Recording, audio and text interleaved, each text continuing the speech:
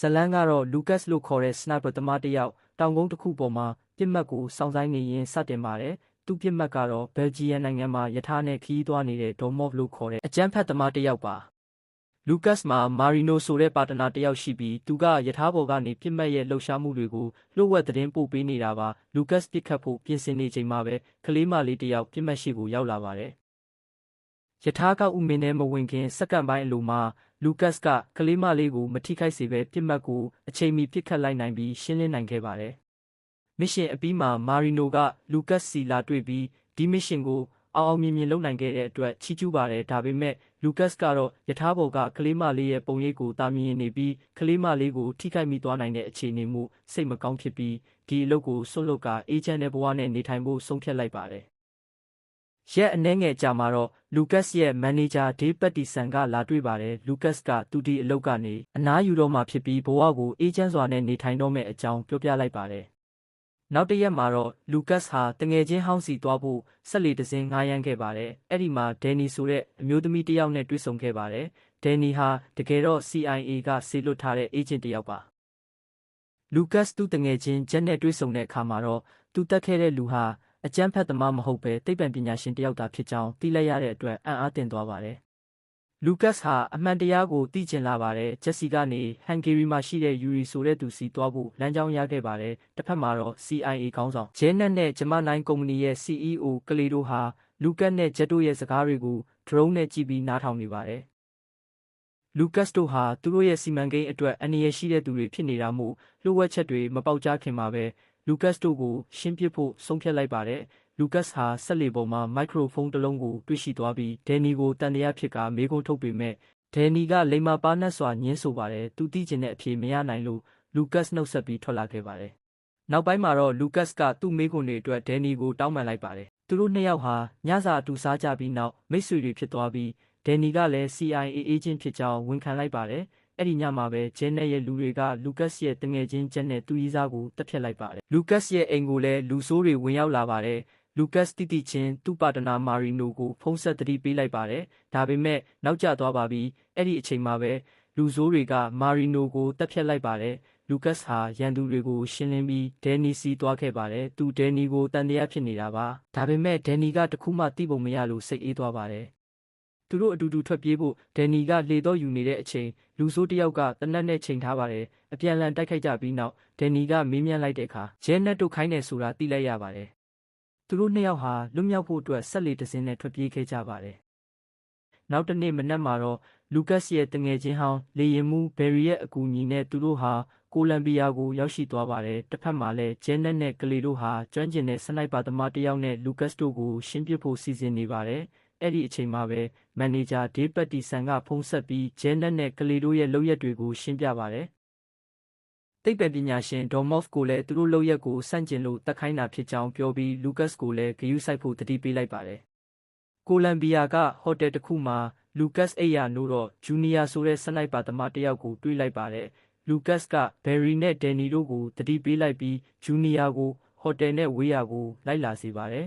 ။အဲ့ဒီမှာLucasကိုဂျူနီယာကလိုက်လံတက်ဖြတ်ဖို့ကြိုးစားပါတယ်။ Lucasစနိုက်ပါနဲ့ကြည့်လိုက်တဲ့အခါထူးခြားတာကဂျူနီယာဟာသူနဲ့ရုပ်ချင်းစင်တူနေပါတယ်။သူတို့အပြန်လန်တိုက်ခိုက်ကြတဲ့အခါတိုက်ခိုက်ပုံချင်းလဲအလွန်တူနေတာပါ။ Lucasကတတ်ဖို့အခွင့်အရေးရပေမဲ့မတတ်ဘဲထွက်ပြေးလိုက်ပါတယ်။ဂျူနီယာနဲ့တိုက်ခိုက်ကြတော့မဲ့အချိန်မှာပဲLucasကိုရဲတွေကဖမ်းဆီးသွားပါတယ်။ဒါပေမဲ့ဒန်နီက CIA အေဂျင့်ဖြစ်နေတော့ပြန်လည်ကယ်ထုတ်နိုင်ခဲ့ပါတယ်။သူတို့ဟန်ဂေရီကိုပြန်လာကြပါတယ်။လေယာဉ်ပေါ်မှာLucasကဒန်နီကိုသူနဲ့တိုက်ခိုက်ခဲ့တဲ့ဂျူနီယာအကြောင်းပြောပြနေပါတယ်။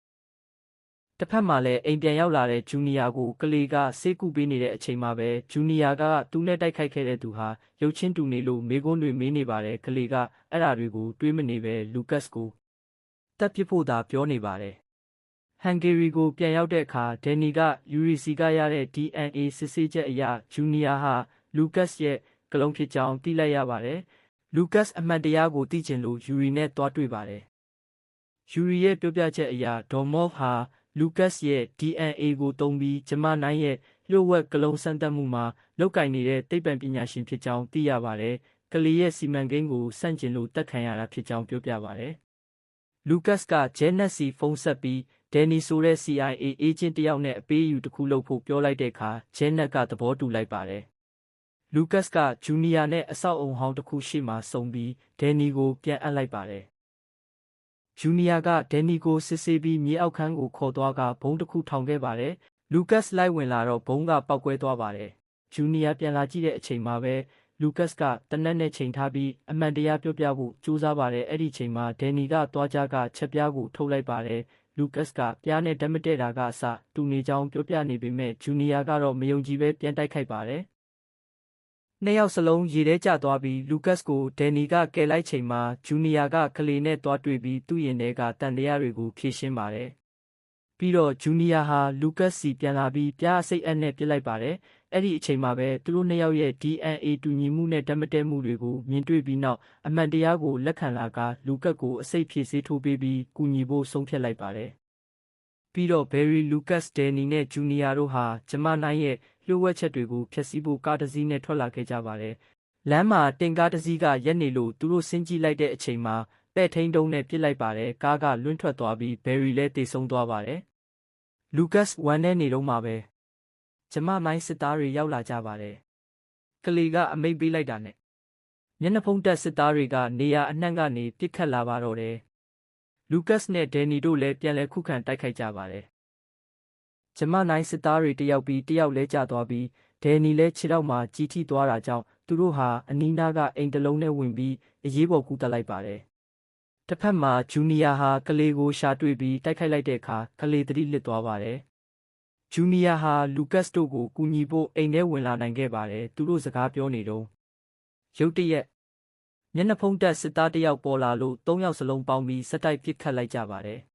။ဒါပေမဲ့ကြီးစံတွေကမထိရောက်တဲ့အပြင်မီးလောင်အောင်လှုပ်လိုက်တာတော့မသေးပါဘူး။ဂျူနီယာကလက်နက်ကြီးနဲ့စက်တိုက်ပစ်ခတ်လိုက်တော့မှလဲကျသွားပါတယ်။မျက်နှာဖုံးချွတ်ကြည့်လိုက်တဲ့အခါသူတို့ထိတ်လန့်သွားကြပါတယ်။အဲ့ဒီစစ်သားဟာနောက်ထပ်ကလုံးတစ်ယောက်ဖြစ်နေပြီးဂျူနီယာထက်တောင်ပိုငယ်ရွယ်ပါတယ်။အဲ့ဒီအချိန်မှာကလေးရောက်လာပြီးကျမနိုင်ရဲ့ရည်ရွယ်ချက်ကိုထုတ်ဖော်ပြောလိုက်ပါတယ်။သူ့ရဲ့အိမ်မက်ကတာမန်စစ်သားတွေထက်ဆင့်မြင့်တဲ့ကလုံးစစ်တပ်ကြီးတစ်ခုအမေရိကန်မှာတိစောက်ဖို့ဖြစ်ပါတယ်။အဲ့ဒီစကားတွေကြားပြီးဂျူနီယာဟာကလေးကိုတနက်နဲ့ချိန်လိုက်ပါတယ်။ဒါပေမဲ့လူကတ်ကတားလိုက်ပါတယ်။သူဟာဂျူနီယာကိုလူတက်ရတဲ့နောင်တနဲ့မရှင်းတန်စေချင်တာကြောင့်တနက်ကိုယူလိုက်ပြီးသူကိုယ်တိုင်ပဲကလေးကိုပြစ်တက်လိုက်ပါတယ်။ကလေးသေဆုံးသွားတာနဲ့အတူကျမနိုင်ရဲ့စီမံကိန်းဟာလည်းပျက်စီးသွားပါတော့တယ်။အရာအလုံးပြီးဆုံးသွားတဲ့နောက်မှာလူကတ်နဲ့ပတ်တာဆန်တို့ဟာကလုံးတွေအတွက်ဘဝသစ်စတင်နိုင်အောင်ကူညီပေးခဲ့ကြပါတယ်။လူကတ်နဲ့ဒန်နီတို့ကောလိပ်တစ်ခုကိုတွားရောက်လက်ပတ်ကြတဲ့အခါဂျူနီယာဟာလည်းဂျက်ဆင်ဘရိုကန်ဆိုတဲ့နာမည်နဲ့ကောလိပ်မှာပညာသင်ကြားရင်းအေဂျင့်စွာနေထိုင်သွားပါတော့တယ်။